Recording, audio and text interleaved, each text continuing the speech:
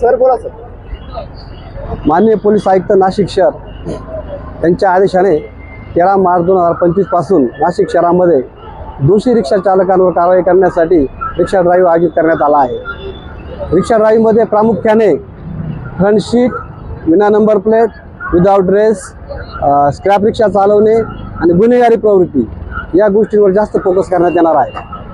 तसेच जोपर्यंत रिक्षा चालकांमध्ये सुधारणा होत नाही, जोपर्यंत फ्रंट घ्यायची बंद होत नाही, जोपर्यंत हे ड्रेस घालत नाही, जोपर्यंत ते स्क्रॅप रिक्षा चालवतात आणि जोपर्यंत हे भाईगिरी करतात, तोपर्यंत हा ड्राईव्ह इथून पुढे असाच कंटिन्यू चालत राहणार आहे. तसेच कोणत्या रिक्षावाल्यांची कोणत्याही प्रकारची भाईगिरी, दादागिरी कोणत्याही परिस्थितीत खपवून घेतली जाणार नाही. आणि या लोकांना मी असं आवाहन करतो तर जर आपल्याला असा अनुभव आला भाईगिरीचा, दादागिरीचा, तर त्यांनी 112ला डायल करून पोलिसांची मदत मागून घ्यावी. नाही तर CP व्हॉट्सअपवर त्याचा फोटो काढून पाठवावा, त्यांना त्वरित मदत दिली जाईल. प्रवाशांना मी असं आवाहन करतो की प्रवाशांनी शक्यतो जे रिक्षा चालक ड्रेस घालतात, बॅच लावतात, अधिकृत रिक्षा थांब्यावर थांबतात, त्यांच्याच गाडीत बसावं. त्यांच्या गाडीत बसल्याने फायदा असा होतो की त्यांचं सामान विसरलं, पर्स विसरली की त्यांना परत मिळू शकते, कारण त्यांचं एकमेकाशी लिंक असतं, कॉन्टॅक्ट असतो.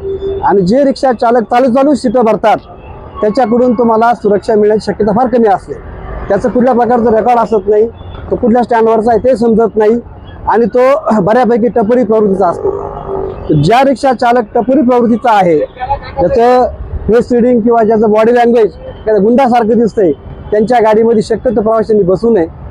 जो रिक्षा चालक अधिकृत रिक्षा थांब्यावर थांबतो, ज्याचं बॉडी लँग्वेज चांगला आहे, जो सभ्य प्रवृत्तीचा वाढतो आहे, अशा रिक्षा चालकांमध्ये शक्यतो प्रवाशांनी बसावं.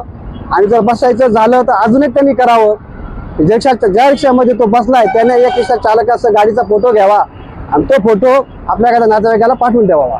म्हणजे त्या गाडीमध्ये जर काही त्याचं सामान विसरलं किंवा त्यांनी काही मिसबिहेवियर केलं तर त्याला आम्हाला पकडणं खूप सोपं जाईल. धन्यवाद.